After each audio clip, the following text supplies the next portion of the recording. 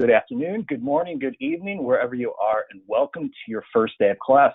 I'm Marketing Communications Manager Daniel Sloan, and on behalf of Trident, I want to say thank you for taking the next step in your educational journey with us. New students often have a lot of questions, and we're here to help. As a way to ease you into our unique student-centered model, we've designed this webinar that will cover all the areas vital to success in your chosen program. And on behalf of everyone at Trident, I want to let you know that we're all here to support you. I know the past few months have been difficult for a lot of people, a lot of changes, a lot of confusion, but if you need anything, you need a helping hand, we're here for you. So don't be shy reaching out to your advisor, to anyone on this webinar, to your professors. Today we're joined by two presenters. First, I'd like to introduce Dr. George Del Hierro. He joined Trident in 2010 and currently serves as a full-time instructor and course coordinator in University College. During his time at Trident, he has worked with students in a variety of ways. Excuse me, having a little technical difficulties here. In a variety of roles, including academic advising, financial aid, and academic probation support services. He earned a PhD in educational leadership from Trident, has received numerous awards during his time here, including honors for communication and collaboration and for student motivation. Next, we're joined by Michael Minnaugh, who's been with Trident since 2017. He's currently a project manager in the Center for Student Success, overseeing the online orientation course and teaching Tux 101. He has over a decade of professional experience in education, holding roles such as elementary school teacher, admissions advisor, academic counselor, and finance manager. As an advocate for a positive student experience throughout the entire path to graduation, Michael enjoys working closely with students and helping them to achieve personal and professional goals. Just a couple notes before we begin the presentation. You're welcome to ask questions and share comments at any time. I've already talked to a few of you through the question box, so no handful of you out there know where to find that. But if you want to know where to submit a question, just find the control panel on the right-hand side of your screen, scroll about halfway down, find the box that says questions, and type your questions or comments there. That's the way. That way we can get to your questions easily and efficiently during the Q&A session at the end of the presentation. And this webinar will be recorded, and all attendees will receive a link to this webinar and a copy of the slides later this week. Now, I'm going to hand things off to Michael, who's going to start today talking through some student success tips. Michael, the floor is yours. Thank you, Danny. To echo some of the sentiments that Danny had mentioned, I want to just welcome everybody with open arms here to Trident University. We're very excited to have you here on your first day of class. So as he mentioned, I've been doing this for a long time, and you know, the first day of class is always an exciting time. So this is your first day on your first part of your journey, and we are excited to be here as a part of that journey with you. So we're going to go through some tips on how to be successful as an online student. So we're going to go into some of these more in detail, but just in general, a couple of things. First off, you've made it this far, so be confident in yourself. You can do this.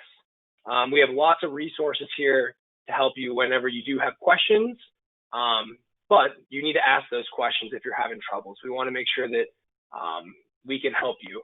Along with that, we have a staff of excellent professors and excellent administrators that are here to support you.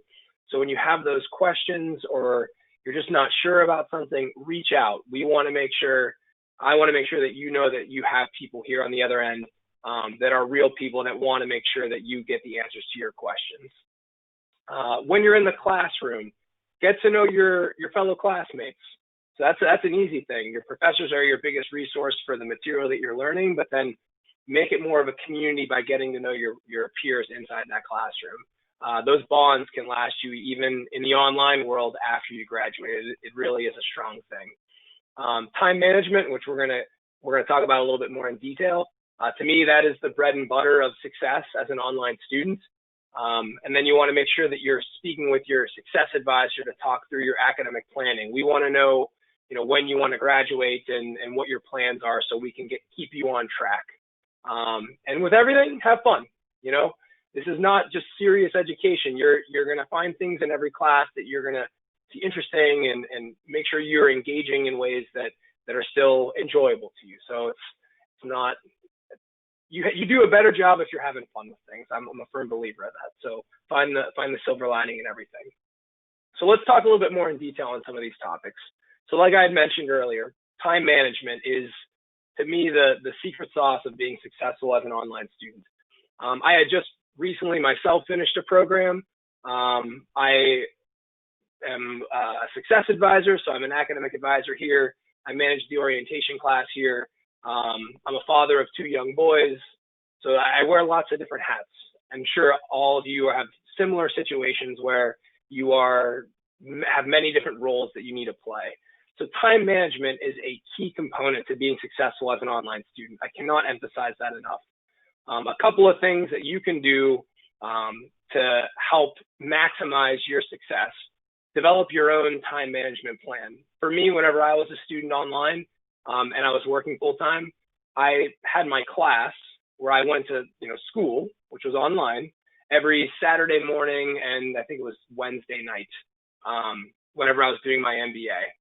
That did a couple of things for me. One, it broke down some of the anxiety I was feeling about not knowing when I was going to get things done. Part of the beauty of going to school online is that you have access to your classes every time, every minute of the day. It's a double-edged sword, because you can go to school whenever you want, and you can also not go to school whenever you want, something that I tell all my students. So if you have a time that is set up like you would go to a physical class, it really helps you to not feel so stressed out about attending the class, because you're going to go and do your work on this day at this time, whatever works for you. Now we're starting to get into the summer months. With that, there's lots of different things that are going on. So make sure that you're planning ahead. You're going to get access to your calendar, and you're going to know when assignments are due from the day 1 of class. You have access to that right now as the first day of class. So if you know you have a birthday or a vacation or holidays coming up, 4th of July is going to be going on. Make sure you plan accordingly. You can, do things early. You can do things late. Not frowned upon, but make sure you're communicating with your professors if you have those kinds of things that are happening. But I only say that because you can plan ahead in this kind of environment, which really helps you be successful. Some people are list makers. That's another tip that I give some students. So you can start a list of what you want to get done in terms of your assignments throughout the week. Cross those off. Some people ask for daily phone calls or weekly phone calls, that kind of thing. There's lots of different ways that you can get creative in your time management plan. But it is a plan. Plans never work 100% of the time. So a big thing that I always stress is to be flexible. So if something doesn't go right and you are behind, you have those resources available to reach out to let us know how we can help you. Your professors and your support staff want to make sure if you are struggling with something and you are falling behind in that time management plan, that we can communicate to try to get you back on track. So when that does happen, don't get discouraged. Reach out to that support staff, those faculty, the faculty that you have that want to be here to support you. So let's talk a little bit more of those people here on the next slide, on those individuals that are going to be here to help you. So as you can see, hello, how may I help you? This is part of what I do as a success advisor.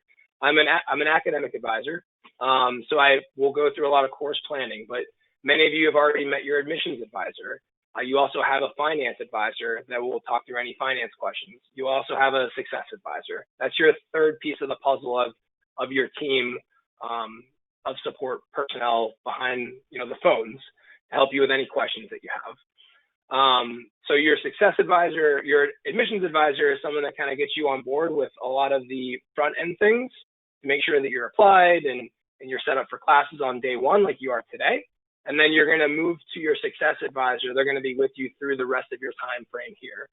Similarly, your finance advisor is going to be here with you throughout your entire time frame here. So if you have any questions about finances or when classes are, you have people in in place that are assigned to you. They're going to be with you through your whole time frame. So develop a relationship with us. We want to get to know you and what you want to do with your degree, and we want to build that bond with you so we can hopefully be there whenever you graduate one day. That is the goal.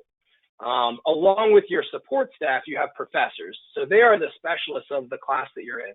So if you're having an issue with your assignment or just not sure on how to answer something, your professors are your first line to ask any questions. They are all very helpful and extremely reliable in terms of communication. So definitely, I always recommend if you have a question about a specific assignment.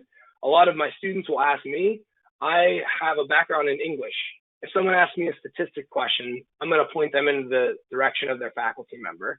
That is where you want to look to first. They are definitely here to help you with any of those questions that you have. Along with those live people that you have to reach out to, we have other support systems in place to allow you to kind of, find your way inside the classroom itself. So let's talk a little bit about that.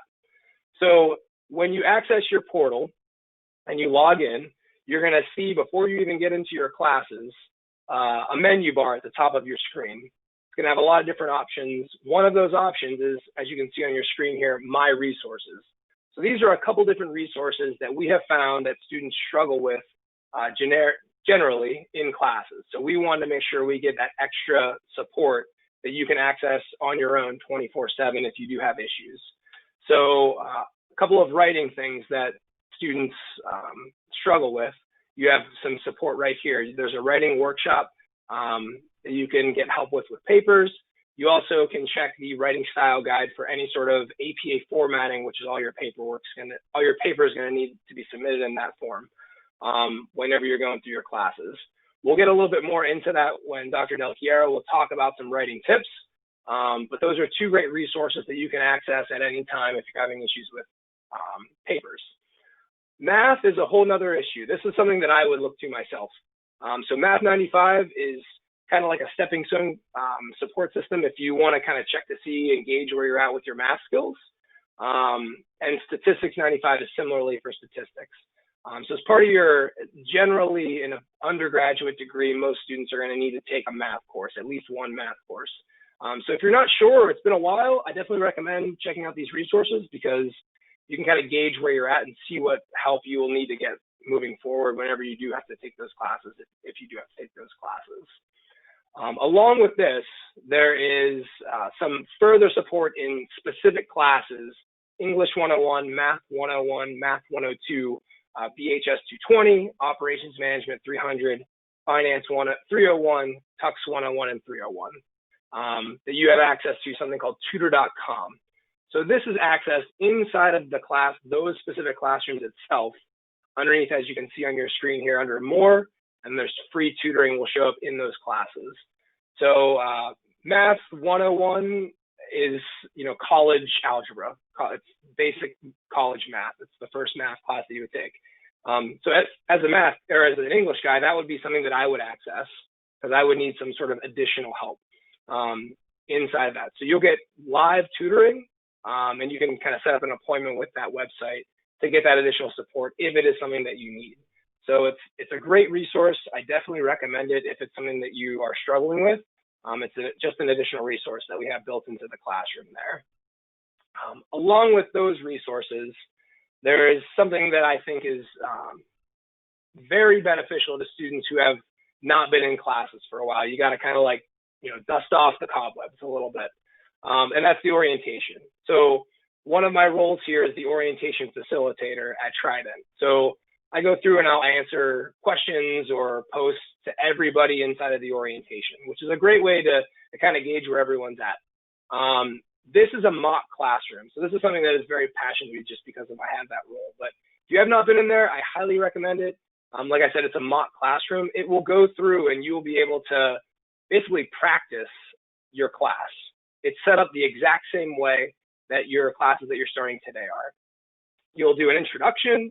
You will submit a discussion, just like you would in a classroom, and then you'll do a Dropbox assignment, just like you would in the class. So you'll set up a paper, you do a little quiz, and then you type up a paper and you submit it.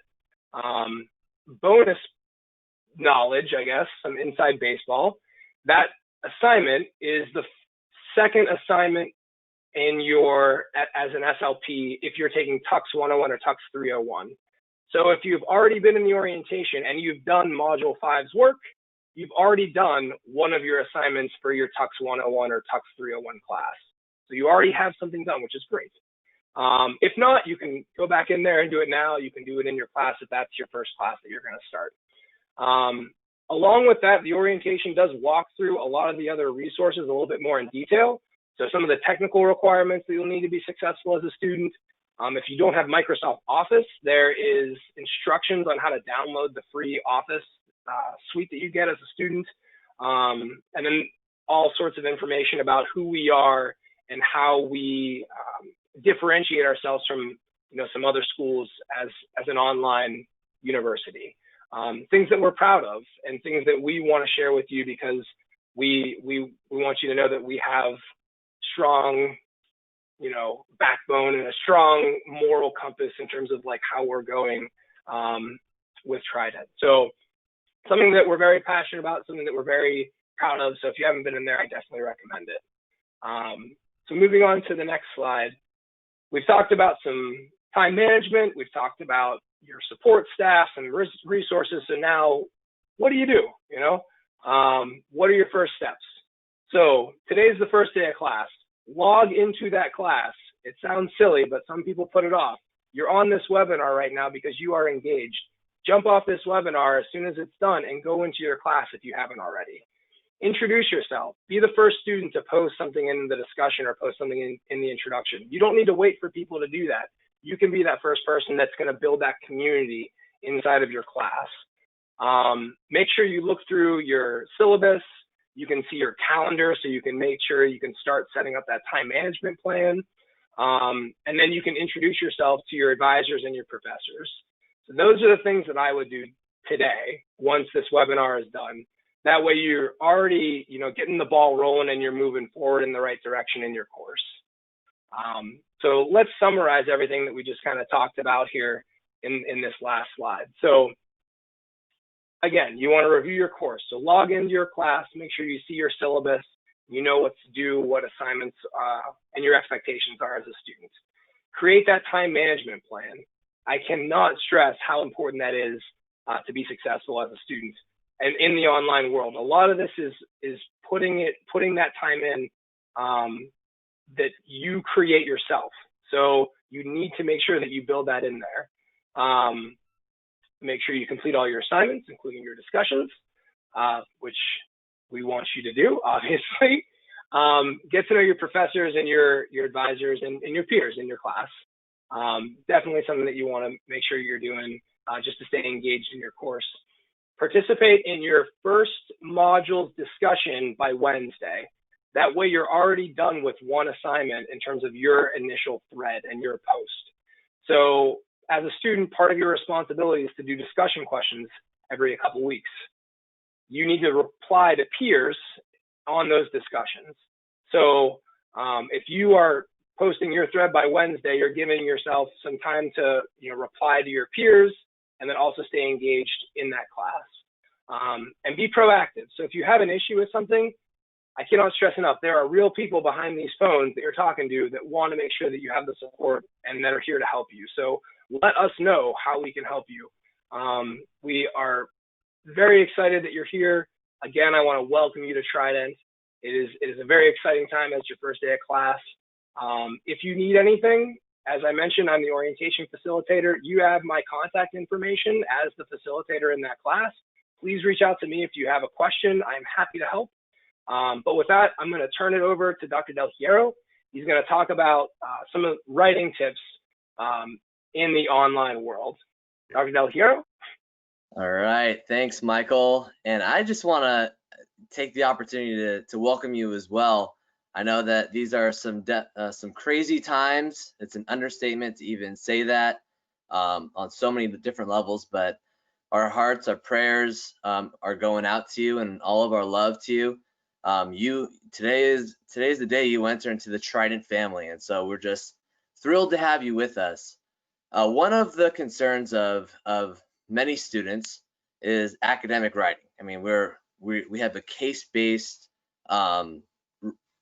format with our curriculum, which means all of our assignments are centered around your experiences, and so that's a good thing because it exercises your critical thinking skills. It's a very meaningful and practical academic model, but that also means that there's a significant amount of writing. And so there's a lot of sometimes there's a lot of concern with, if you've been out of school for a while, how can I get back into the swing of things? What are the expectations of my professors? And so that's kind of the goal of these next 2 slides, are just to help relieve some of that anxiety if you're feeling some of that, to set some of those expectations for you of what your faculty members are gonna expect in your writing assignments, and to help get the wheels going. So with writing, you're never gonna achieve perfection, and a lot of students struggle with that. They think there's a right way and a wrong way, but really, in an academic environment, there's a spectrum of progress, and so we're going to kind of go through that. And again, one of the goals here is to help get those wheels moving and fight and to overcome that writer's block that you might be experiencing. So this slide here is to help frame your mind with assignments and the differences specifically between the writing that many of you might be familiar with, such as in a military environment or a business environment, and the writing expectations that are looked for within an academic environment. So we're going to be looking at the differences here on this slide. And so I like to highlight 3 main differences. And the first one is the goal of writing. When you're in a military environment and when you're in a business environment, the goal of that writing is for mission accomplishment. Everything you do is for mission accomplishment, period. And so you're in this habit of getting things done quickly and efficiently as possible to achieve this objective. But in an academic environment, the goal is different. The goal is to help you become a better communicator. And a lot of students struggle with that, especially if they've been out of an academic environment and they're more familiar with that military culture or that business culture. If you're going to graduate from a regionally accredited university, you're expected to have a high proficiency of written and oral communication. And so our curriculum really challenges you to improve your critical thinking skills, your writing skills, your thinking skills, and your communication skills in general, because good communicators are good writers. And so our goal as faculty members are to help you continually make improvements. And again, I mentioned that there, a lot of new students coming into the university again struggle with wanting to get it right, get it perfect. What the reality is, you're not. It's not going to be perfect. And so your faculty members understand that, especially when you're taking these first couple classes. We scaffold these classes so that we're structuring them in a way that you're always making improvement. And we structure our expectations so that you're always making improvement towards the ultimate goal, which is becoming the most proficient written and oral communicator you can upon graduation. So think of that when you go through these assignments, making progress versus perfection. The second key differentiator between a business and a military writing culture and an academic culture is the process of writing.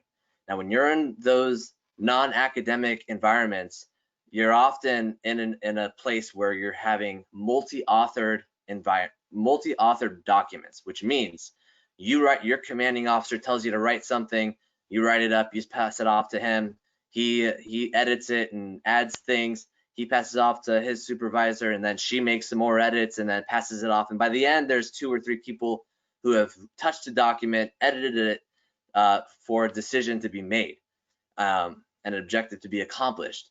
But in an academic environment, you're going through all of those processes together: the brainstorming, the drafting, the editing, the formatting, the research involved, all the support involved in that, the logical development of your ideas. And that's a challenge, and especially for those who have been out for a while, because you're drafting much longer documents, and it takes much more time to conduct the research and to think through these issues. But again, that's why you're here at Trident, to become an extremely strong thinker and an effective problem solver. So think about that when you consider your time management schedule, that you're going through all of these steps by yourself and you're conducting these single authored documents as opposed to these multi-authored documents. The third key differentiator is voice.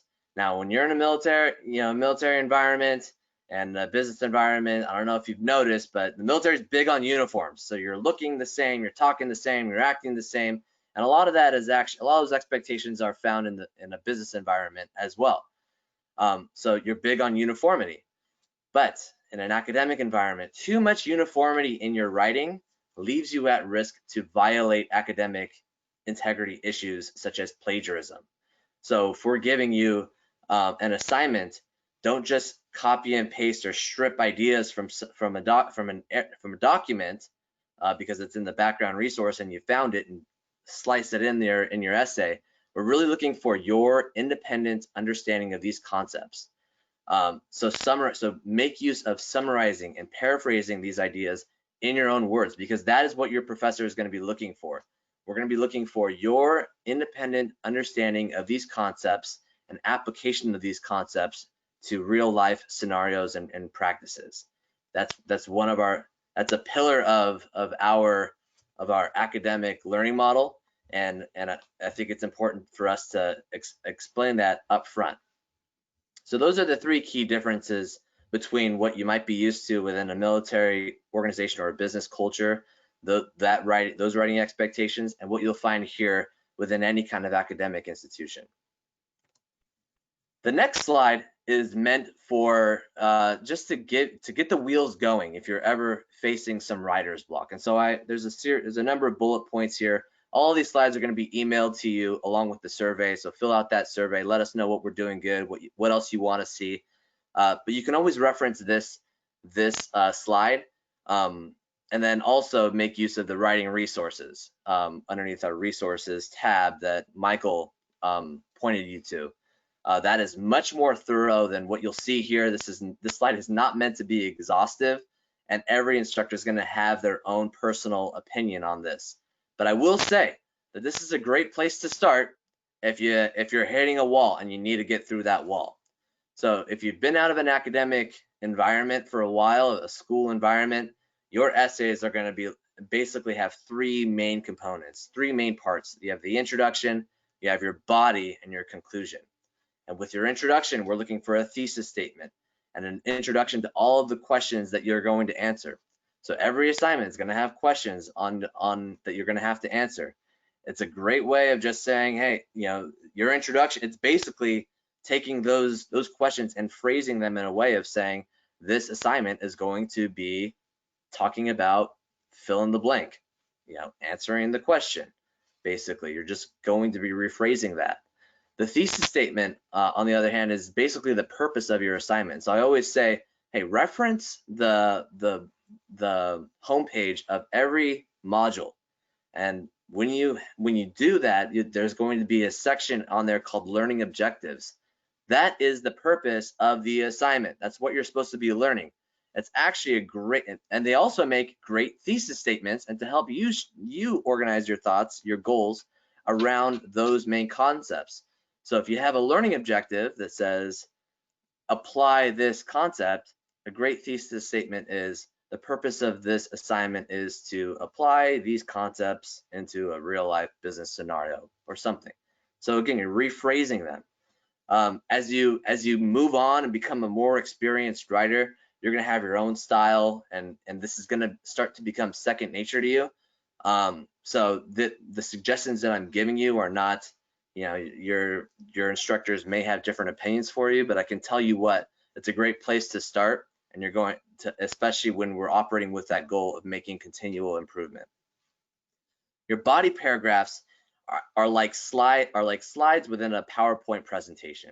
Every slide has a main idea, just like every paragraph in your assignment has a main idea, and every section within your assignment is focusing on a concept. As you work through these sections, these major sections of your assignment, I recommend putting in headings and subheadings just like you do on a slide presentation. This way, it highlights your main idea to your reader, which is your professor, and makes it abundantly obvious that you are addressing every question and every main concept within the assignment. So it's twofold, and it also helps you structure and organize your ideas really well. And so within those paragraphs, you could see here I put some ideas here that may help you structure these paragraphs.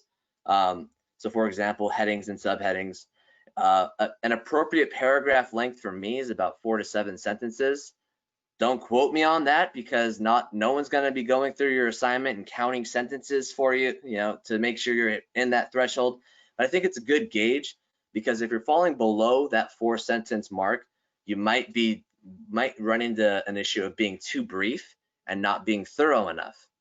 If you're running above that 7-sentence mark, then you're probably being too thorough, or you need to be more concise, or break up that paragraph into another shorter paragraph so that you're spacing out your ideas in a more logical way.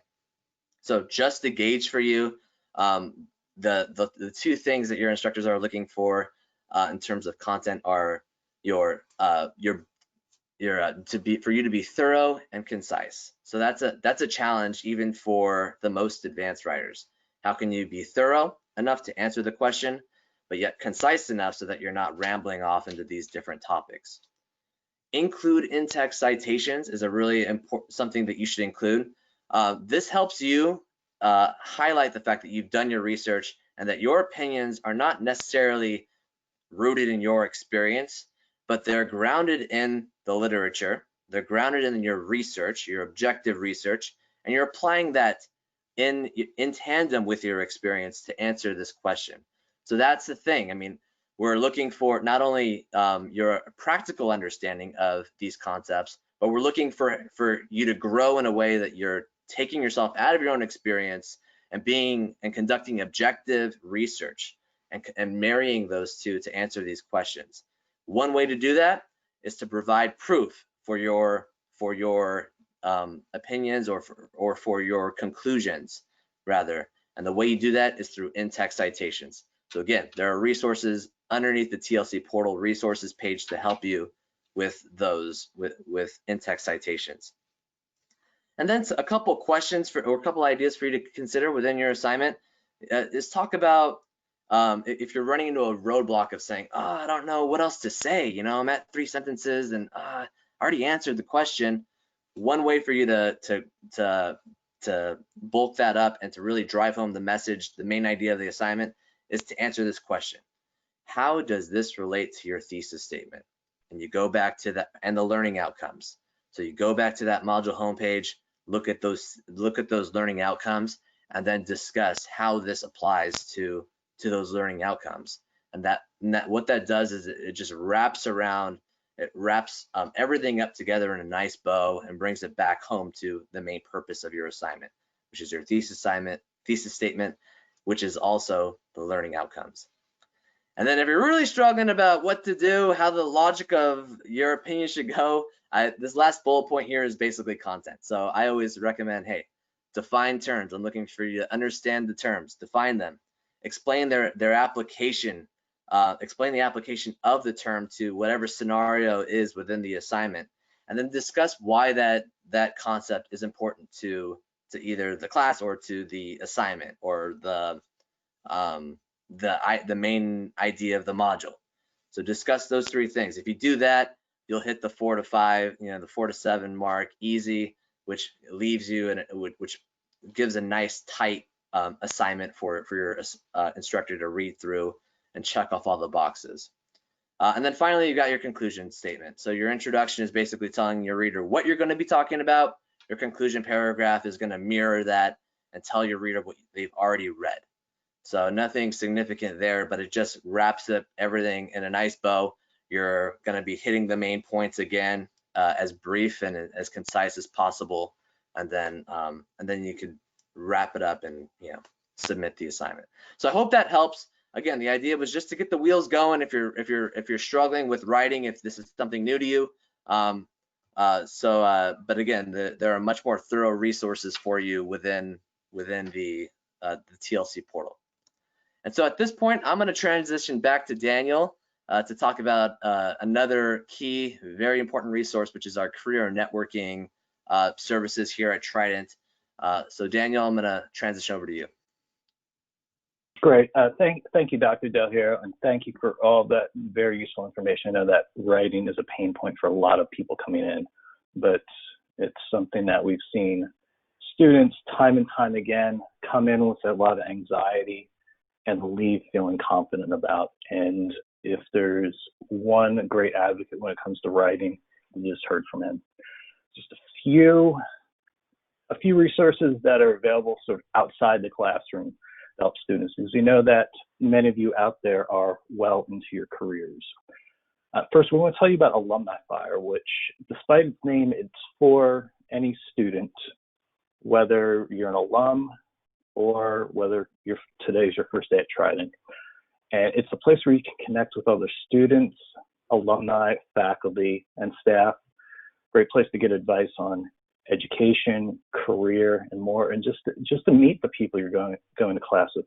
You'll never know when you end up meeting someone who lives the next town over or the next block over. We're worldwide, but sometimes we're incredibly local as well, especially in a few areas of the country. So sign up and reach out to alumni at trident.edu for more. Kendra Temple, our Director of Alumni Engagement, will be happy to help you further.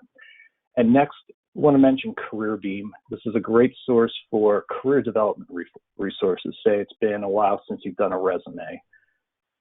Go here, you can get some pointers in your resume, get reviews, and find out what you need to improve and what tactics you should be using with your resume when applying to jobs. Go here for interview practice and a lot more. And reach out to James Shiver, the manager of our Center for Career Development at Trident, for careers at trident.edu, and he would be happy to help you further. So we're going to transition into the Q&A session. We've had a few questions already. So thank you for those of you who submitted. I'm going to bring Michael and Dr. Del Hierro back. And as a reminder, if you would like to submit a question, just find the control panel on the right-hand side of your screen and scroll about halfway down. Find your questions and submit your questions there. Going to start things off with Michael. And Michael, can you talk a little bit more about the Microsoft Office package that is available to students? This is complimentary, correct? Correct. I think it's module 3 of the orientation, it goes through in detail. There's instructions on how to download that package. It is complimentary. You do need to set up an account using the Trident email that you get. So you must use that in order to get that package, that suite. So that has Microsoft Word, Microsoft Excel, the whole kind of kit and caboodle. But yes, that is complimentary as a student. If you need, I was gonna say I have direct, like a PDF that I could share. I'm not sure how I could do that with whoever's asking the question. If you want to give me that information when we're done. Okay. Well, it looks like we were both about to say the same thing, because I was going to ask if you had any sort of documents or a direct way for people to get it, but just send that PDF to me and I'll make sure it gets out to everyone, because I'm sure that there's others out there who may be thinking the same thing and might need similar help. This next question, I'm just reading it now, and I can definitely say that I like to consider myself a great writer, but I have the same problem myself from time to time. And I'm going to start with Dr. Del Hierro. What is a good way to get out of the writer's block since I've been out of school since 2007? Yeah, so in my opinion, I think those points that I listed on that slide, the structure of the writing, Within those body paragraphs and the introduction area, there are some bullet points. If you want to just go through those bullet points and try and answer them, I think that's a really great place to start. I mean, one way, what you need to do is, when your momentum stops, the first thing you need to do is try and find the momentum. So if you're writing at all, anything, that's helping you build momentum, and then you can edit it. But go through those assignments. I think structuring out the headings, maybe starting off with headings first. The way you can do your headings is by listing them out by question, but don't put the whole question. Summarize the question in like 2 or 3 words. So every assignment has maybe 3 or 4 questions. You should know that you should have 3 or 4 different sections within your assignment. So you can start off with your section names, introduction, and then list off the various sections, and then conclusion. And then you could just kind of start answering those questions within the bullet points just to help you get through. Oftentimes, and then if you're struggling, move on to the next thing, and just keep the progress growing, keep the progress moving in that area. And I speak from personal experience, having writer's block myself from time to time, especially when I was a student, all the time. So it's normal, but best way of getting through that is do what you can. Start writing topic sentences within each section. Answer as much research as you can. If you're tired of that section, then move on to the next one. Write another topic sentence, and these things help get your brain going and thinking in the right direction. And before you know it, I really believe you'll make progress. I also do recommend reaching out to your instructor if you're really struggling with a concept or understanding how this applies to a scenario. Reach out to your instructor for more advice. And I know Michael has some great advice here with his English background and his teaching background. So do you have anything else to add? So this question makes me think about, in my undergraduate program, I had to write a 25-page paper on a single word. You had to pick a word and you had to write 25 pages about it. So I came into writer's block many, many times. To kind of echo what Dr. Del Hierro said, I would say that outlining is a really good structural way, so you can you kind of hit the points and what's required in your paper, and you're breaking that assignment down into smaller portions so it becomes easier. The other thing that I would suggest is you have knowledge of what the topic is. Write it down. It does not need to be perfect. It is a draft. So get that from here onto paper. You can move it in a way that is going to be flowing the right way. So you just have to get those thoughts out of your head and onto paper or computer. I found that physically writing something when I was doing this 25-page paper was really helpful because it slowed the way my brain thought about the sentences that I was going to say. So, and then whenever I got into a flow, I started typing things. The last thing that I would say is you can start from your conclusion and work your way backwards. Sometimes people know what they want to say at the end, and they kind of know what they want to say at the beginning. It's that middle part that they're not sure about. So get those things done, and then you can figure out ways to link them together when you look through the requirements of the assignment. So if you know where you want to start and where you want to end in terms of the assignment expectations and criteria, you can write those out and then work your way to link them together.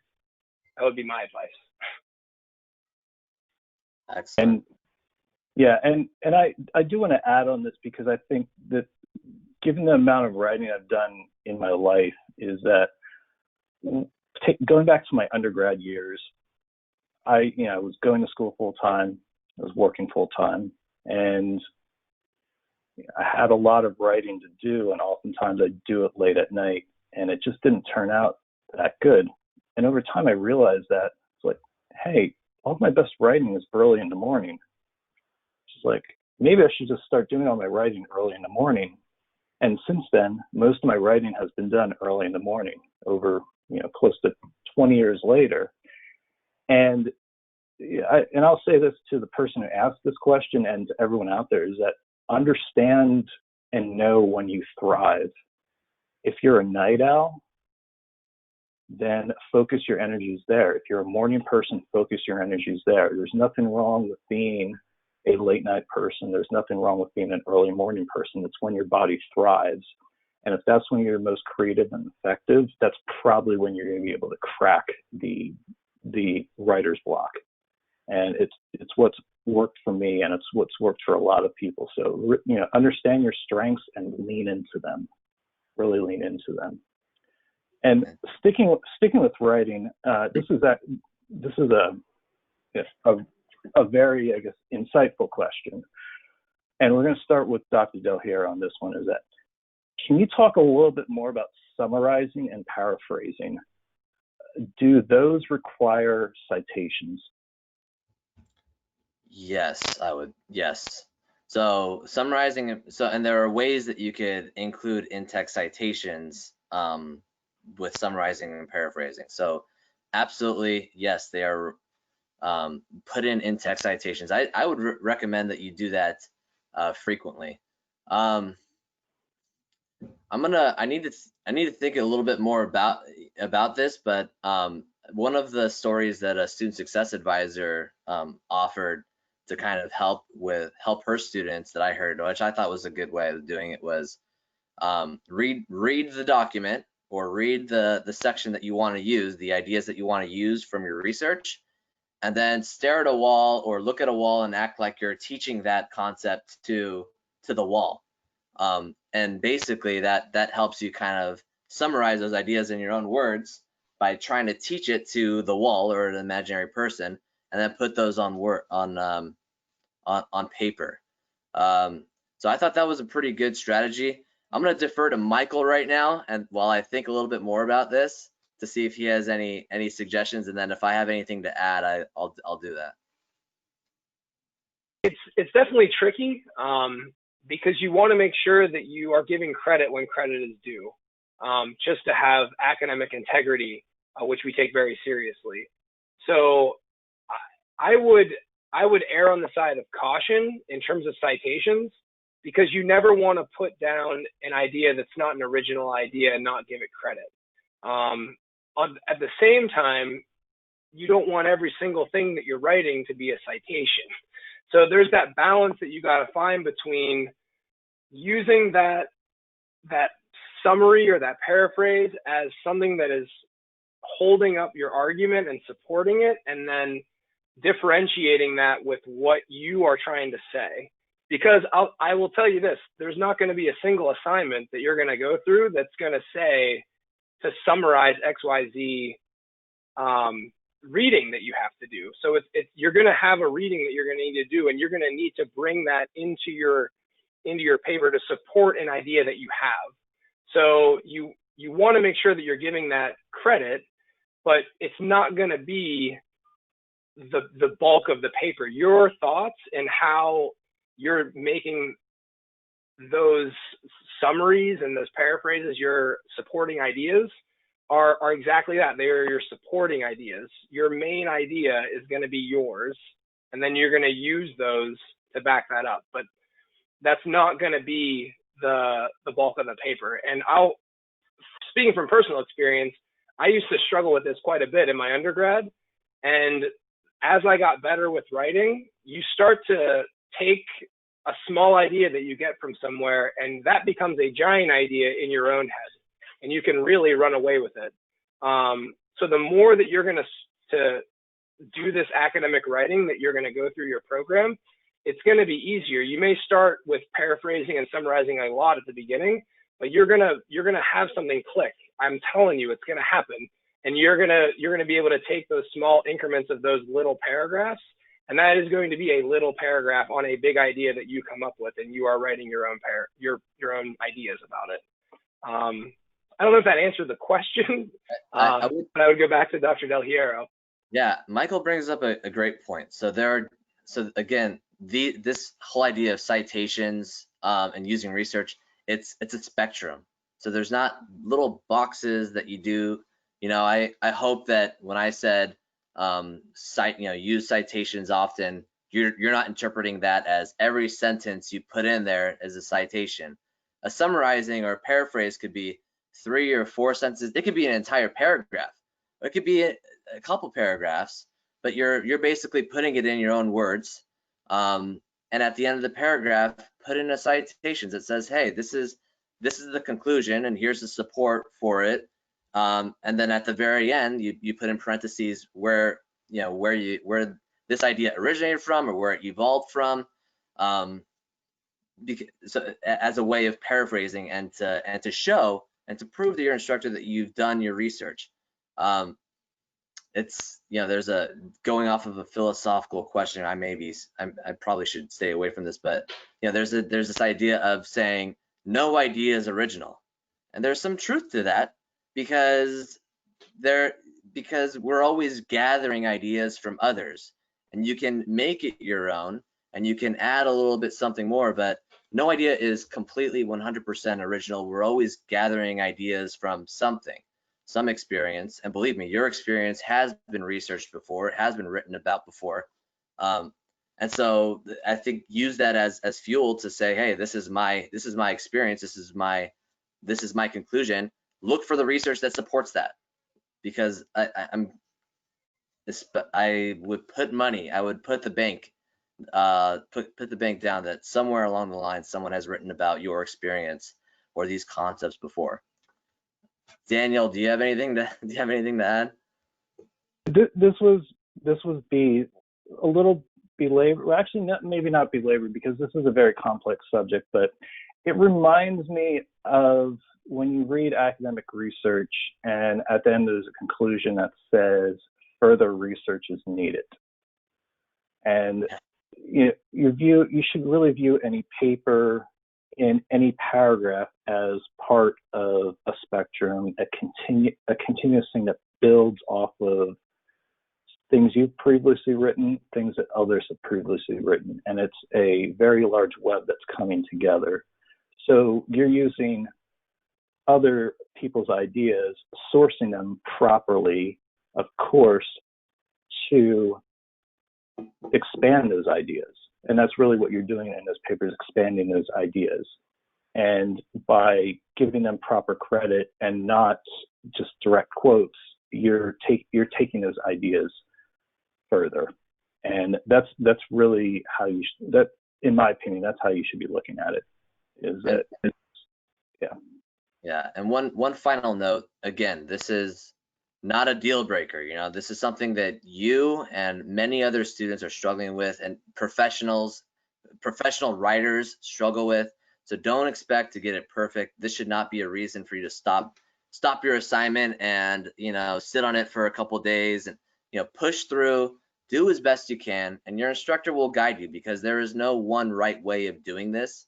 Well, there is ways of doing it right with an APA, but how you cite is going to be different than how I cite. It's going to be different than how Michael cites. So do your best, cite the proof wherever it's at, and then if your instructor wants more or less citations, then take that feedback and make improvement on the upcoming assignments. Great, thank you. We did spend a little bit longer on that, but I think that was a great question, and I think for those out there who are a little shaky, a little anxious when it comes to writing, hopefully we've assuaged some of that. And next question, we're sticking to the theme of writing here. I'm going to start this one off with Michael. In most of the answers to that question, most have been talking about writing in first person. Is that appropriate? I would err and say no most of the time. To be a professional writer, you want to get out of writing in the first person. There will be specific assignments that are going to ask you your opinion, but that is going to be rare, and you're going to know when your opinion is asked. And in those situations, it would be appropriate to use I, me, the first person. My tip would be to look back at the question and turn the subject of the question into the I, or the first person. So if the question is, how was a peanut butter and jelly sandwich made?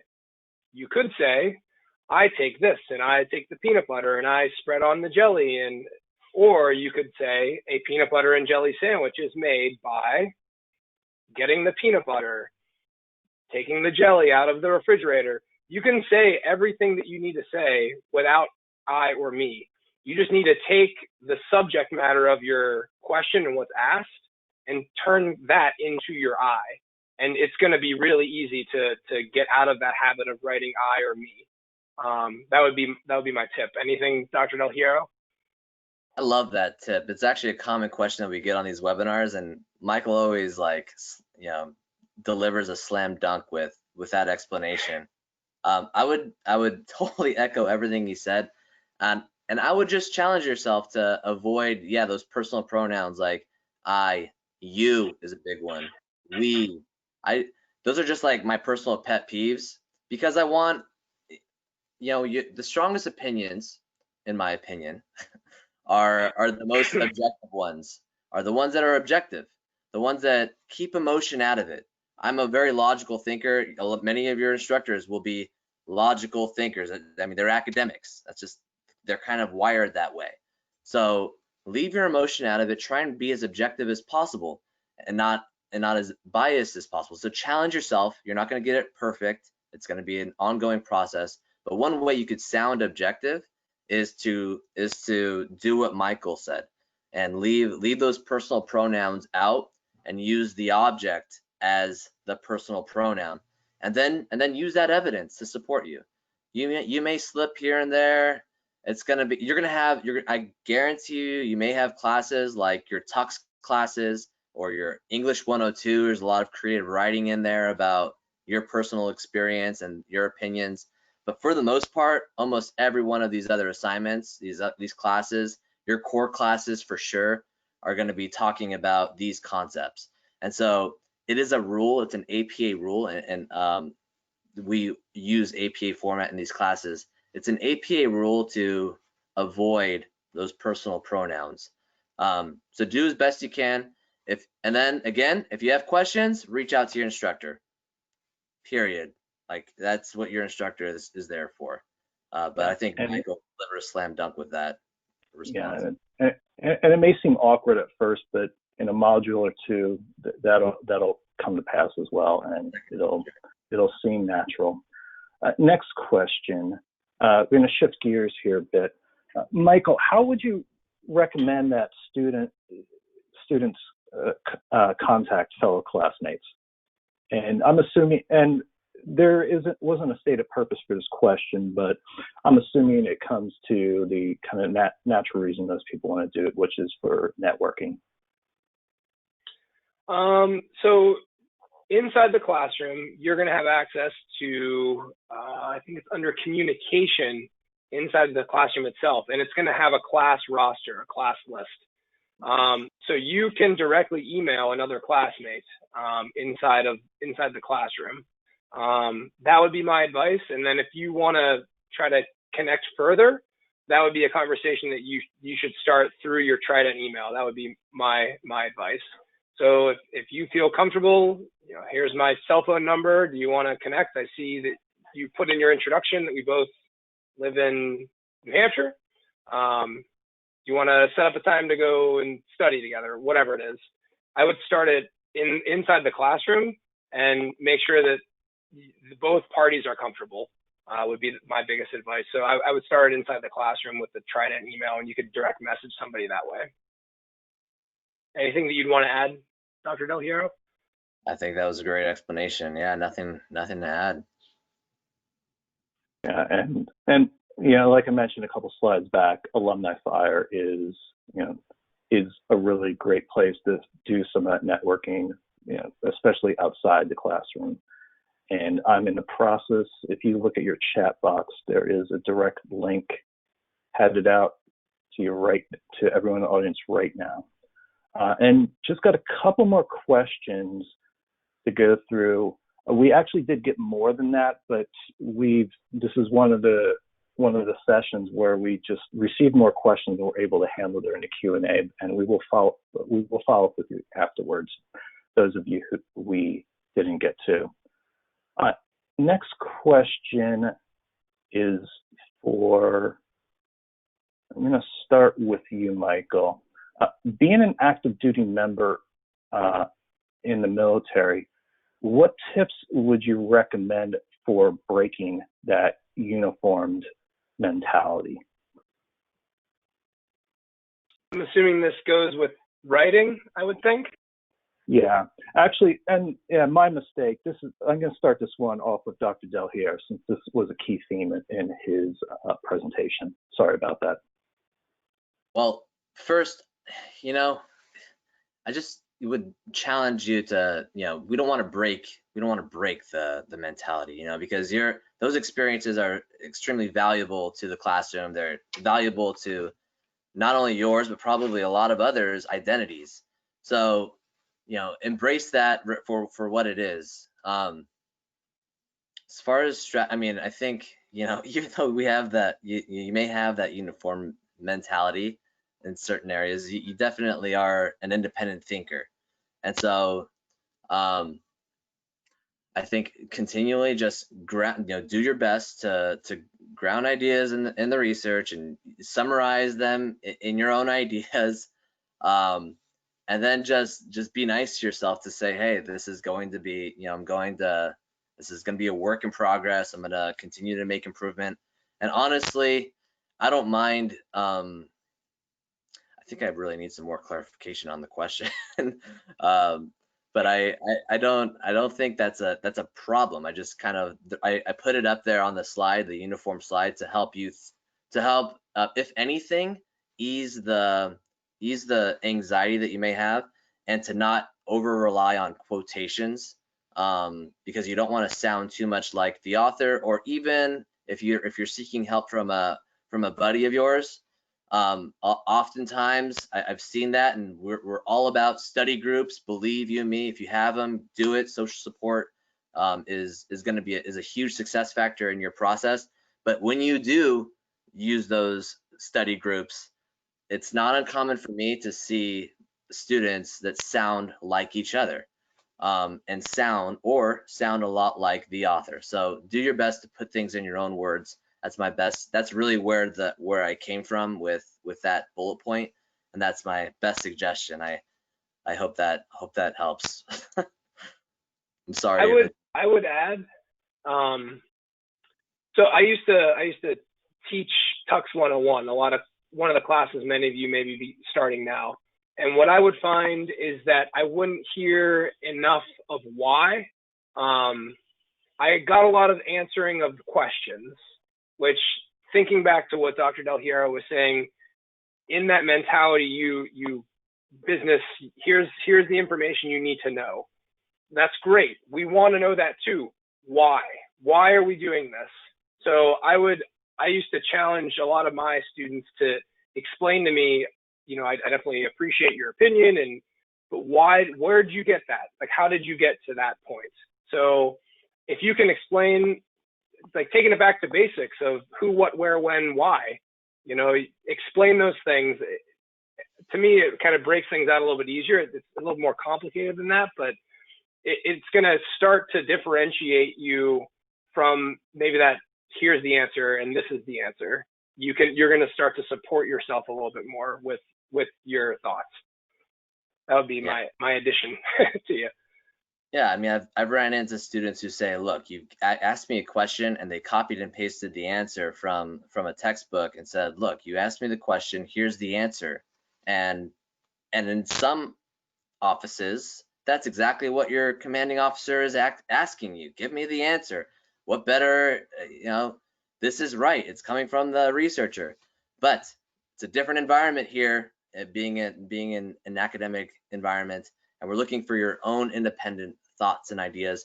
And Michael really drove home a point that I don't think we did earlier on, which is why. Your instructor is very interested in not your conclusions. In a military and a business environment, we're all about what, the deliverable, the objective. Did you do this? Yes, no. The conclusion. You're interested in the conclusion. In an academic environment, we're not so much interested in the conclusion. We are placing far more emphasis on the why. the logic and the evidence and the proof of why you came to that conclusion. So that's a great point that Michael brought up. I wish we had brought that up earlier. I think in summation, it's we want to teach you how to fish. We just don't want to give you the fish, and that's about the process. So last question for today. This one I'm going to start with Dr. Del Hierro, and it's a question actually about Turnitin. And the question is, does it take into account in-text citations as not a similarity since it is a quotation? I was hoping go on. I was going to say it. We just made changes so that it encompasses everything. In-text citations, all of that is anything that is similar that has been submitted to Trident or another Turnitin institution, it considers it. I would say don't stress too much about that. You know if you're over relying on in-text citations, or you should or you shouldn't. If you're not, if it concerns you, reach out to your instructor. I've had my main concern as an instructor. One of my main concerns is really to get you to graduation. That's like my primary goal. The way you do that is by getting through these classes. So I would much rather have you submit an assignment, have a high Turnitin score, and then me say, look, you haven't expanded these ideas there. You need to paraphrase this here. You're relying too much on in-text citations or whatever it is. I would rather have you make progress, get a satisfactory score, or get some points, and that way you're making progress. And if you have time, then you've got my feedback. Go back and resubmit an assignment. Every instructor is going to be different, but if you're concerned about the Turnitin score, reach out to your instructor. Great, thank you. And Michael, just a real quick question for the benefit of those in the audience. The writing guides that are available for students, new students to download, is the writing guide from Dr. Allison Deegan? Is that one of the ones that's still available for students? It is the 8th version of APA formatting guide, the style guide. I cannot remember. I'd have to look. Yeah. Okay. So I think that's only given for doctoral students. There's undergraduate student. There's one that's already populated in your TLC portal, and I believe it's like the writing style guide that's there. There's a couple of them. There's a workshop, and then there's a guide. So I think there's a guide that might be more bachelor's, master's. I think Dr. Stephen Fitzgerald put together as well, but I might be mixing them up. But either one of those are incredibly valuable resources. So, and especially new students who are a little shaky when it comes to writing, like print those out, refer to them every paper. They will help you out. They're very valuable. So that wraps today's webinar and Q&A session. And just want to remind people that if you need to contact one of today's presenters, their information is up on screen now. And just want to wish everyone great luck this session and beyond. And we cannot wait to see you at graduation day. So until then, talk to everyone later. Bye. Have a great session.